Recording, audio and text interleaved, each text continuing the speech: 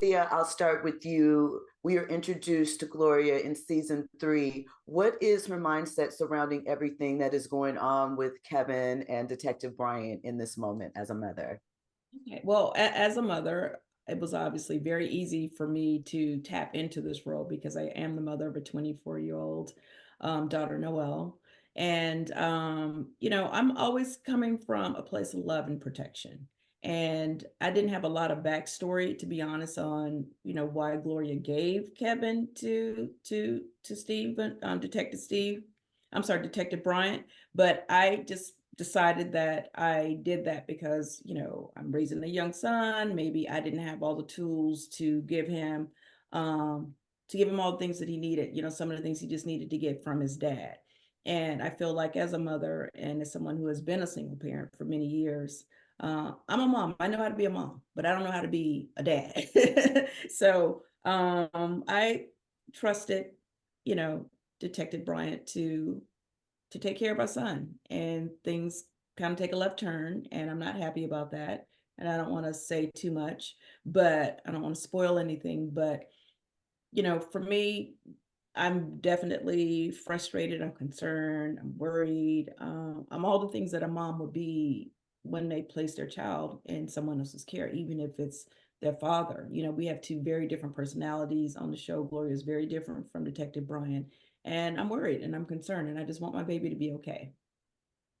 For you, Kevin's arc on the series has been one of the more heartbreaking ones as we've watched his journey.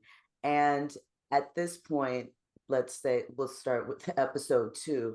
We know that he is in jail going through a lot of things at this time. Is he confused? Does he understand what is happening to him in these moments? No, I think at this point in time, before this any of this happened, Kevin didn't even know much about anything but loving people and caring for people. He didn't know anything about violence, and I think he's just confused as to who's on his side and who's not on his side. He's confused if his dad's even on his side anymore at this point, because he's making all of these broken promises and he's telling him to do this, and when he does that, it's the wrong thing to do. And he's just mentally, he's at his worst point. He doesn't know what to do. He doesn't know who to turn to, and I think that has been shown with everything that's happened to Kevin from season 2 to season 3. So, what is the relationship like with Kevin and Gloria? Are they close, or how is all of this impacting that relationship? What I'd say is Kevin and Gloria, I think, were, because Kevin in the lore had been living with Gloria for so long, they were definitely close. I wouldn't say he wasn't happy to move in with his dad, but I think if he could choose, he would definitely have stayed with his mom. So I'd say that shows that they were really, really close. Cynthia, what are your thoughts on their relationship? My thoughts on that is, well, number one, I would have loved for you guys to have seen, or us to have, Jerel and I have had an opportunity to actually film together so you guys could see that connection and that bond that I think is so important for, to just share. And that didn't happen. So for me, I had to really, just to, figure out like how I wanted to play the role because I didn't actually get to meet Jarrell, and I didn't actually meet until the Stars premiere in LA. But for me, I felt like I could have brought so much more had we had a moment. So you can kind of see that, and then all these different things happen.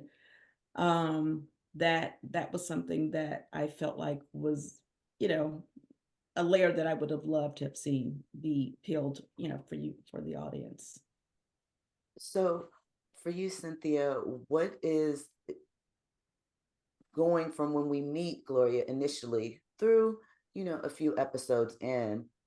Does she blame Detective Bryant, and how is she resolving that aspect of the relationship through this? Oh, she absolutely blames Detective Bryant, but she also blames herself, I think, in some ways, because at the end of the day, I let him go, stay with him.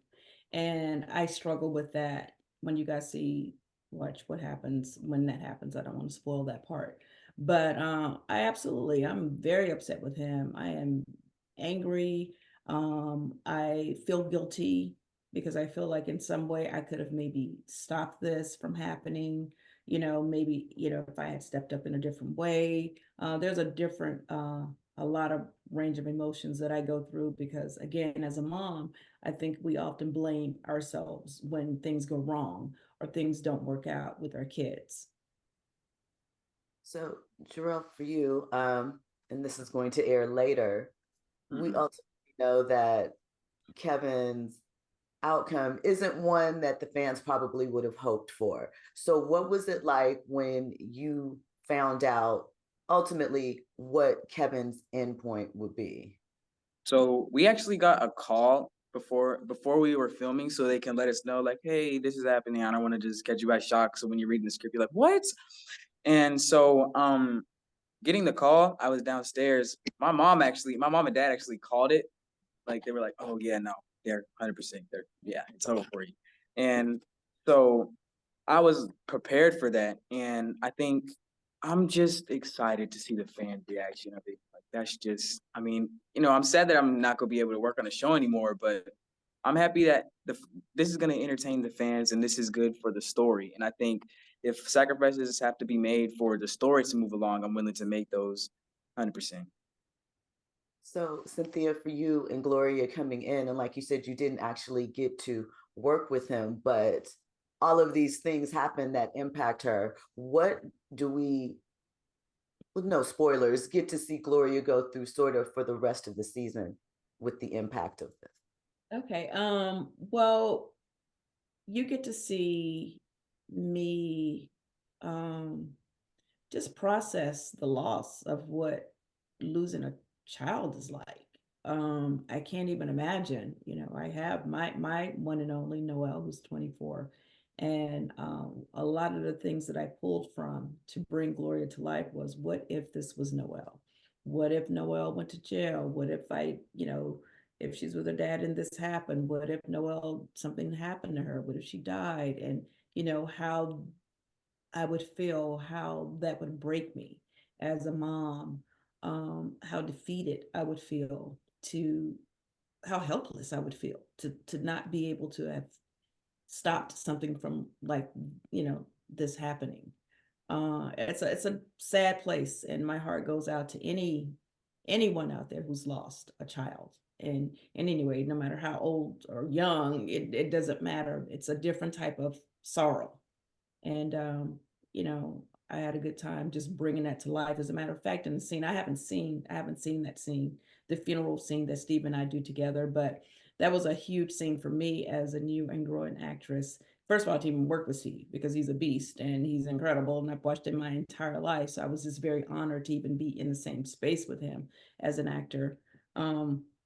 But that scene was really important for me because Steve doesn't have any dialogue in that last scene that we do together, and it's all me carrying the scene. And I just remember walking away thinking, now how does someone outact me and don't even have any words in a scene? Like, he's just such a beast. Like, he literally didn't say anything. And when I tell you the emotion that he was able to pull out of him, it just was incredible to watch. And again, I'm just very honored to have been able to work beside him.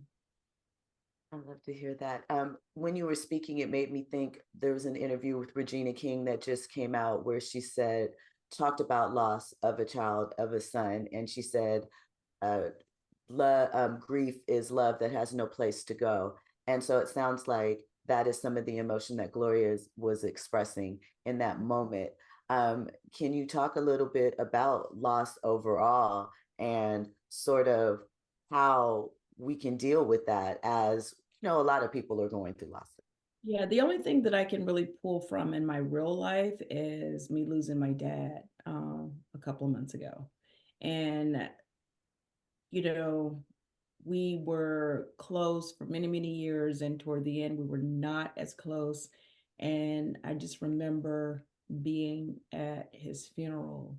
And there's just something about when you, when it's over, when they're gone, it's like I was really struggling to even remember, why weren't we as close? Like, why did we let all these little things pull us apart the way we did? And because none of it matters. Like, and that's why I'm such a believer in living life and just living my best life and living life to the fullest, because tomorrow is not promised. It really, truly isn't. And that was a huge learning lesson for me, just being there and watching, you know, burying my father. I really went into this year with he died in December. I really went into 2024 with a completely different mindset. I do not, I only celebrate life now. I only celebrate love. I only celebrate family. Like, even if you're at odds, like, you can never get them back once they're gone. And, for me, I was, you know, that was tough. When you asked me the question about loss, that's the closest person to me that I've lost, other than my grandmother. But it's almost like part of your universe shifts, and it's like very hard to explain, but like something's missing, and all you have are the memories. So I just encourage everyone to make the most incredible, most unforgettable memories with the people that they love and care about, because when it's over, all you have are those memories.